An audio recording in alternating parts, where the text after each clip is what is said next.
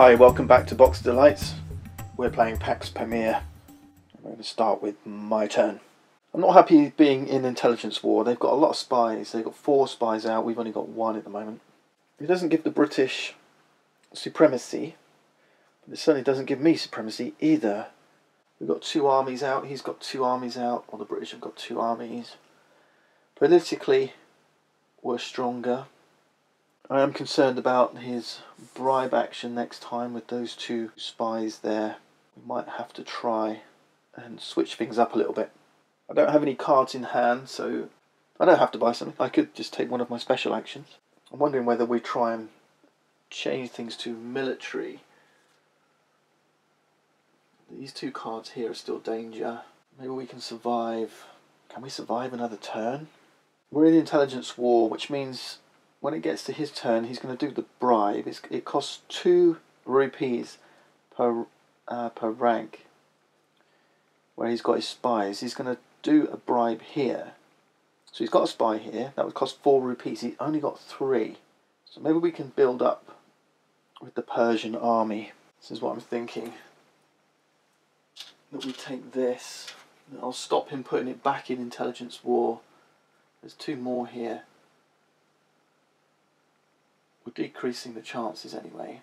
Let's take that into our hand. That's one action. Our second action, we can't take another card, remember, because our hand size is still only 1. We need blue stars to increase our hand size. We could play one of these actions. So we could tax Persia. We could campaign. We could get this card down. I like the idea of putting this one in, I think. So intelligence war impact icon does nothing. This is Persia again, so this is hotly contested. If I can knock his armies out of Persia, the British armies, I keep saying his, the British armies out of Persia, then I could potentially start taxing there. Yeah, I think this is a good move. We're gonna do Persian army. Let's control the Persian army. Now hang on, let's think.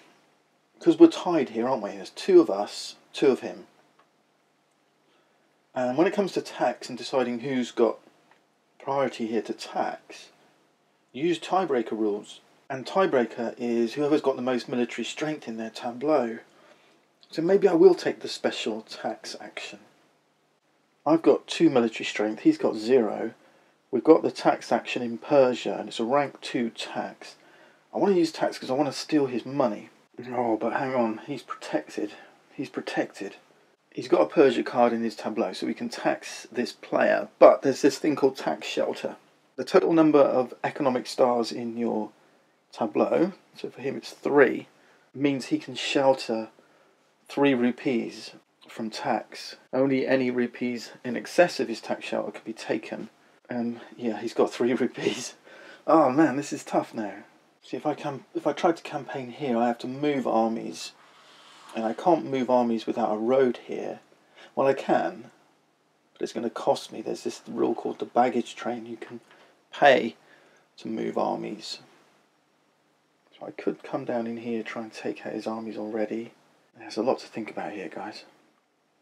Do you know what? Let's just play it. Let's just do this for the heck of it and see what happens. 2 armies are going down in Persia. This is a rank 2 card. I give him a rupee. Okay. Well, maybe it wasn't such a risk after all. I mean, there's quite a lot of money here from the market anyway that he's going to probably pick up. Let's see what he does. I mean, maybe the thing to have done, maybe what I should have done is actually changed the regime. I mean, I could have done it quite cheaply down here. Maybe that was the right thing to do. But hey, let's see what happens. Let's play this out, and we'll we'll learn some stuff, if nothing else. Okay, top row. Well, I mean, man, if he takes one of these and changes it to military struggle anyway, he's done the job for us, right? Yeah, good point. Good point. He's rolled an 8, so that's exactly what's going to happen. He's going to take this one. So he pays the money. Takes this one. Takes 2 back. So he's going to go here. We have a regime change. It's a military struggle. And he's going to place a tribe in Herat. Military struggle is tough because It says now market purchases cost double. So this is it's going to be tough on us. Less tough on Sheikh Khan. He can't campaign on anything. That's good. Okay. Next he'll put his tribe out. Now he'll look to take the tax special action in Herat. So he has a tribe, just one because it was a 1 rank card, and he's going to tax for 1 rupee. We don't have any Herat cards in our hands, so he's going to tax the market. And there's just one here. Let's roll for the bottom row now. Let's see what he's going to do. This is probably where he gets an 8 again and changes it back to intelligence, and we've lost that gain. Let's see, this is the risk. This is the risk. So we don't want to see 6, 8 or 5, 9.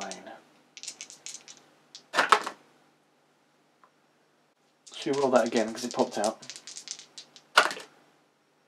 Well, it's exactly the same roll. It's a 7 again. Alright, so he's going to take this card and take 2 rupees. He's really bust his tableau limit though, but he is fighting back. He's going to place 2 armies in Herat. Yeah, 1, 2. Wow, this is oh man, this is tough, isn't it? Cards cost double. This one costs 0 anyway. Double 0 is still 0. The tax, he can tax Herat because he has, well, it's the same as that one. So he's going to tax here. He's going to take 2 more from the market or from us. No, there's no money to be had from the tax icon. Now he's going to take the campaign action. Interesting.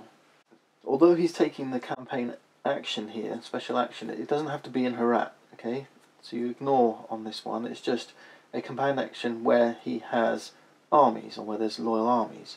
So the solo rules say Sheikh Khan will choose the location first with the most defending tribes.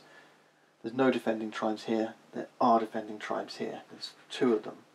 If there were no defending tribes or disloyal armies, he would try and move then to a location where there were defending my units to combat against. But as it stands, he's got plenty of pickings here. And from here we follow the same process that you would using regular rules. So he picks his location where he's got armies of the empire to which he's loyal. Britain. He's not going to move, but you know, possibly, let's say this army wasn't here. Instead, he'd pick Herat, and then he'd try and move. You would move Herat armies in here. Okay, he's not going to do that. He's picking Persia. He gives priority to trying to take down tribes, so he has to choose a defending empire. He's trying to take down tribes, so he's the defending empire. He's going to choose is the one that I'm loyal to. One of these tribes are loyal to, so he's going to go for Afghanistan. So he's attacking Afghanistan, not Russia. He's using a rank 2 military campaign, so he's going to be able to target 2 units, cubes and cylinders. He's still trying to focus on tribes, but the rules say you must take out defending armies before eliminating tribes, and also connected roads. So if I had a road here, he could be attacking this road, an adjacent road instead, of trying to eliminate that. So he's going to take out 2 units. He's going to take out these 2 armies. Now he can ignore that rule using intel. If he's got a spy on a card that matches the location, so if he has a spy on Persia, fortunately he doesn't. He's got 2 spies here in Transcaspian, 2 here in Transcaspian. So if there was, let's say there was 1 tribe, 1 road, 1 army, what he'd do, and he had spies in Persia, he'd go for the tribes first, then he'd try and take out the road, and only then the army. So with 2 attack, he would take out the road and the tribe. Okay. As it goes, with a 2 attack, no spies, he's going to have to take out the 2 armies. Now the downside for Sheikh Khan is the number of armies he has. He only has 1 army, because the way you defeat units is you take attacker losses. For each enemy army eliminated, you've got to eliminate 1 friendly army. So this is going to happen. That's 1 of his attacks. And with no further enemy armies in the location, he can take out no more units. So we've managed to eliminate 1 for 1, or he's managed to eliminate 1 for 1. I'm not sure who's worked out the strongest here. He's weakened my presence here, which is what was his intent, but obviously he's weakened his own presence as well. Notice that Shere Khan didn't do this. He didn't, let me put those back. He didn't choose Herat, move the armies, and then attack. He could have done. Shere Khan's a little bit more cautious than that. So, as long as he's got a battle going, if there's a location where he's got armies and there's defending units, he'll just go ahead. He won't start moving stuff around. What it's doing then is it's making, or giving the player perhaps a little bit too much control. You know, where he puts his tribes, he's kind of becomes a magnet for Shere Khan's armies. This way, you know, Shere Khan decides where he puts his armies, and he's not just automatically drawn to wherever you put your tribes. Alright, as it goes, I think we're in this situation. Alright, so he's completed this action, I think that's it. And we've played both cards. Special action now is this again. We're in military struggle, so he's looking for any campaign actions that he can take. And he's going to campaign as many times as he has these icons.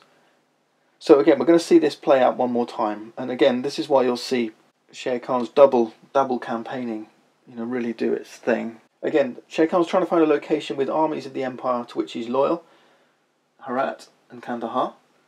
And he'll first look to see the one that has defending tribes. Neither do. Alright, now it doesn't. Okay, so now, because there's no defending tribes, what he'll do then is look to find which one has the most connected disloyal roads. Neither does. There's no disloyal roads here and here. And then the most disloyal armies. There's no disloyal armies here and here. Okay, so there's no location where a battle can take place. And this is where we move to the step 2 of the solo campaign rules. Okay, and this is where he will start to move stuff. So first thing he does is finds the location with the most loyal armies, which is Herat. If they were equal, he would then count the number of loyal roads. There's 2 loyal roads here, there's 2 loyal roads here. Still equal, then he would go to the location with the least number of tribes, which would be Kandahar. And the reason why is because he's moving armies out. Okay, he doesn't want to leave these tribes undefended, so he doesn't really want to move tribes out.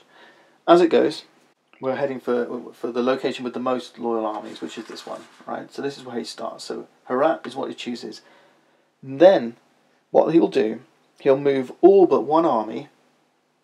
Okay, so he's going to leave one behind. He's only going to ever move as many as he can, but leave one behind from this location by road to the location that has the most cubes. It doesn't matter if it's his cubes or your cubes. Now he's bringing his armies to Persia. And you see now how this double campaign logic kind of mitigates the fact that he didn't move his troops before. Because what's going to happen now is he's going to attack and he's going to eliminate this second army of mine. Alright, nice and simple. It keeps things simple. And that's it, that ends Shere Khan's turn. What we might want to do is just a quick tally of where we are. So we're in the military struggle, military regime. We're in the mode where we're looking for military strength. So, Afghans have 2. So 2 tokens for them. And 2 for the British. So at the moment, the Ottomans have 4 versus 4. And everybody else is 2 versus 6. The Russians are still 0 versus 8. So no one's got supremacy still. Right, let's wrap up just before we refresh the market. We've got an extra purple star, so his hand limit is tableau limit is now 5. Right, 3 plus 4, 1, 2, 5. So we've got to get rid of 1 card. The lowest ranked, so one of these 3. But it's the lowest ranked non-political, so not these 2. So he's going to get rid of the Anakali Bazaar. Everything shuffles to the left. Okay, let's refresh the market.